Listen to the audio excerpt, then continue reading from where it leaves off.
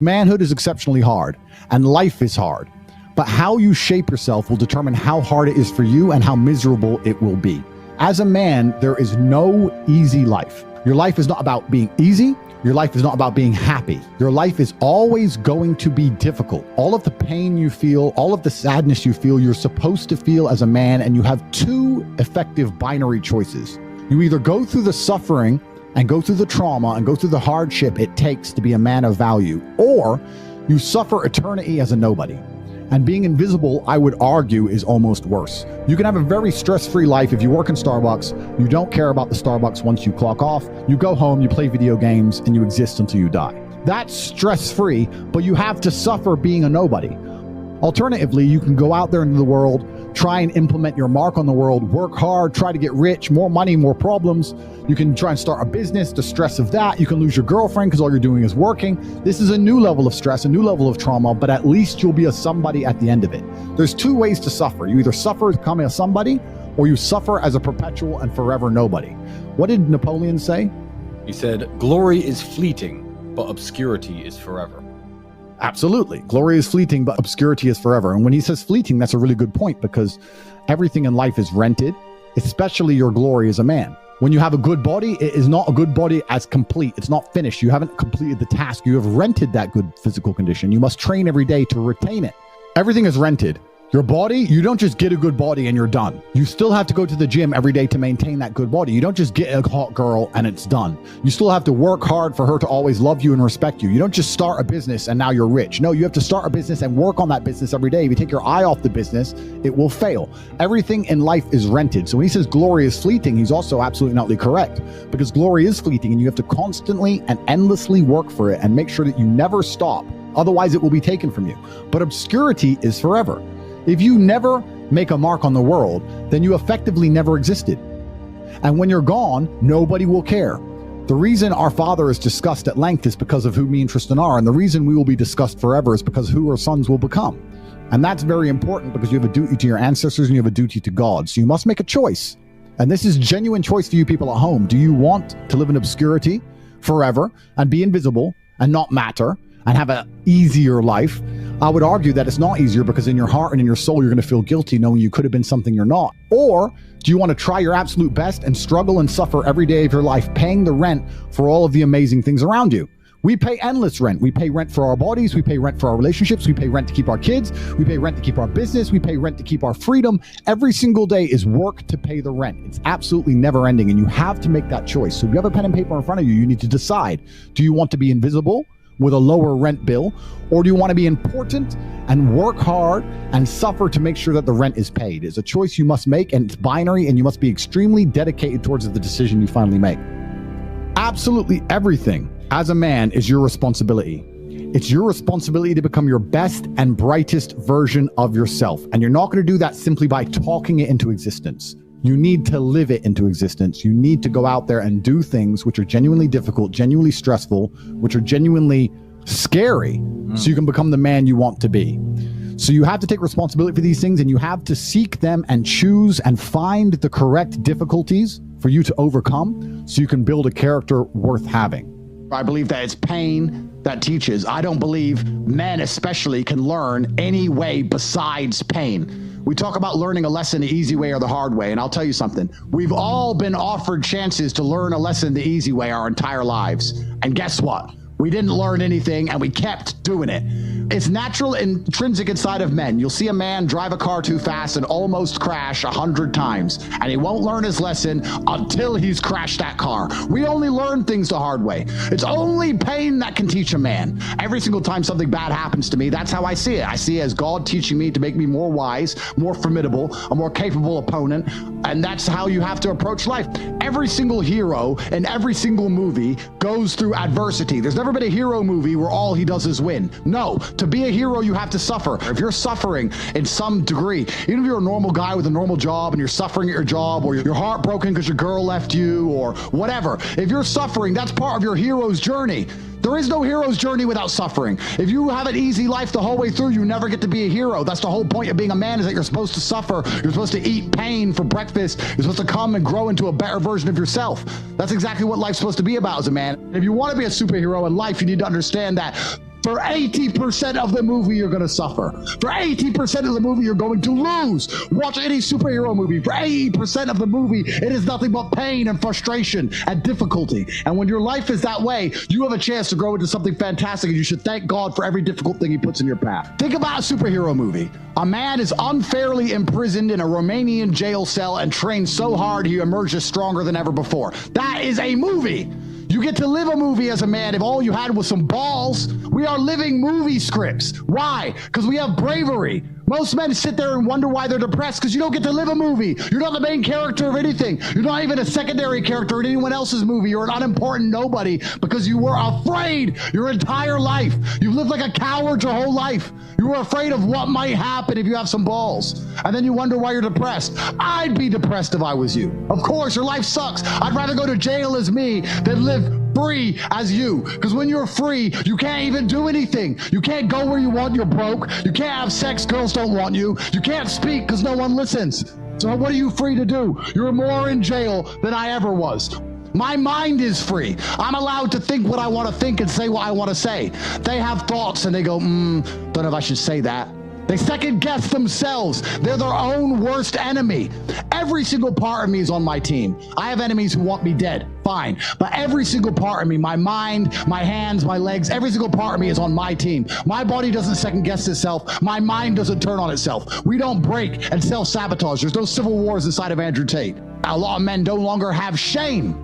You have no shame left. You should be too ashamed to be a coward. You should be too ashamed to do the wrong thing. Where's your shame? Well, we destroy that, right?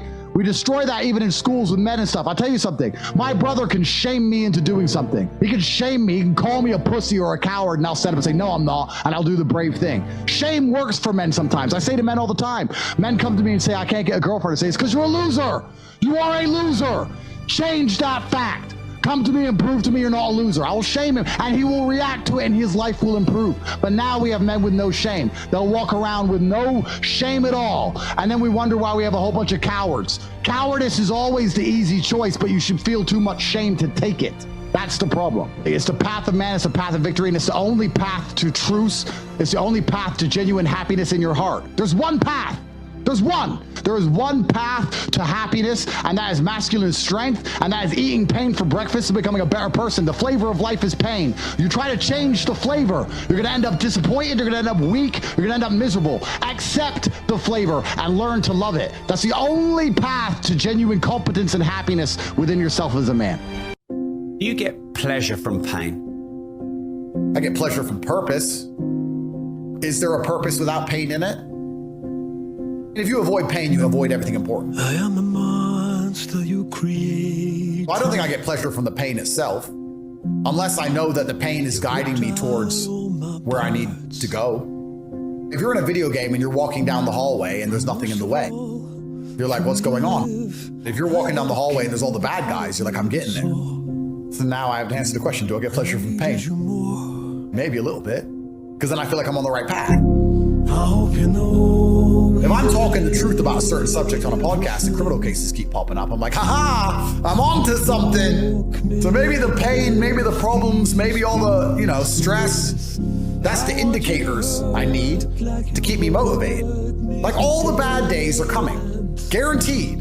They're written in the stars, in the cosmos. That's what's amazing to me when people are sitting around like, oh, I don't want to be stressed, I can't deal with pain. But it's guaranteed. If it's guaranteed, why not become comfortable with it? Let me tell you something that's fantastic about life. If you only remember the hard days, what's the point in having a whole bunch of life you don't remember? Sounds like a waste to me. If you want to be proud of yourself and you want to be important and you want to do significant things and you want to matter in this world, then the pain is a huge part of it. So why not become accustomed to something that is unavoidable? That's what life is. Life is pain. You must see through time with a plan in place so you can see it all come true to be the man you want to be. It is impossible, and I have never in my life seen a man who eats right, goes to the gym every day, and trains hard not have a good body. The universe is extremely giving. It will give you anything you want. He imagined himself with a good body. He made a plan to get one. He followed the plan and he got it. I've never seen somebody who works hard, who's in the right networks, who's paying attention, who is not rich. I've never seen somebody who dedicates himself to the gym and eats right who is not in fantastic physical condition. It's impossible. You can have anything you want. All you have to do is make a plan and see it. So there's no such thing as faking it before you make it. No, you see it and you make it come true. You make everybody else accept your version of reality. You see a version of yourself inside of your mind. And when other people do not see it, when they look at you, you bend space-time and change your outward projection, your avatar, so others view you exactly the way you see yourself. It is called belief.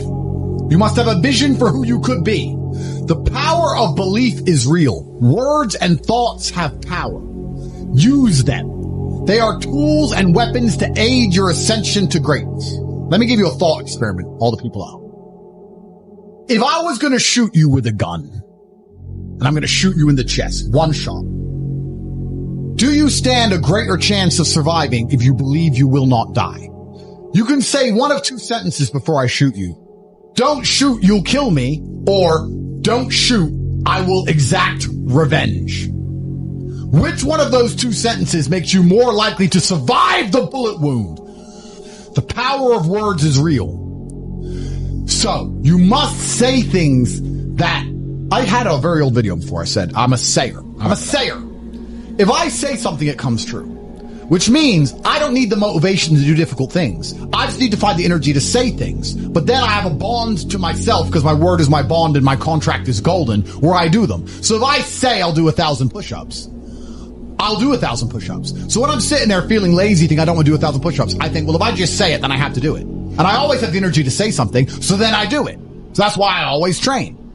I say I'm going to train every day. So guess what I do? I train every day because I don't break promises to myself because my word is iron, which means if I've never broken a promise to myself, if everything I've ever said I meant, when I tell the man, if you shoot me, I will exact revenge. That means I'm not allowed to die. My body won't let me. I'll continue to breathe. I'll find the chi deep within my organs so I can come back just to knock on his door, just to make sure his worst nightmare comes true. Please understand that losing hope is fatal. Hope is a requirement for success. My whole life was built on hope. You do not become a 4-time world champion without it.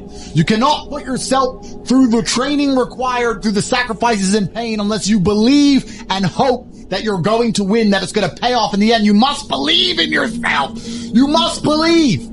You can achieve your dreams, but you need to regain your hope. I am here to show you it is possible. Was I telling the truth? I never lost hope. I knew hope and vision are slightly different. Vision, you can see where you want to end up, but hope is the belief that for sure the vision will come true.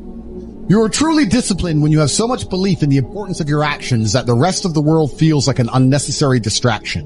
Why would I want to have fun when I can work instead? I can be proud of myself for doing what was hard as opposed to entertained by doing what was fun. Proud is larger than fun. People like this are impossible to beat.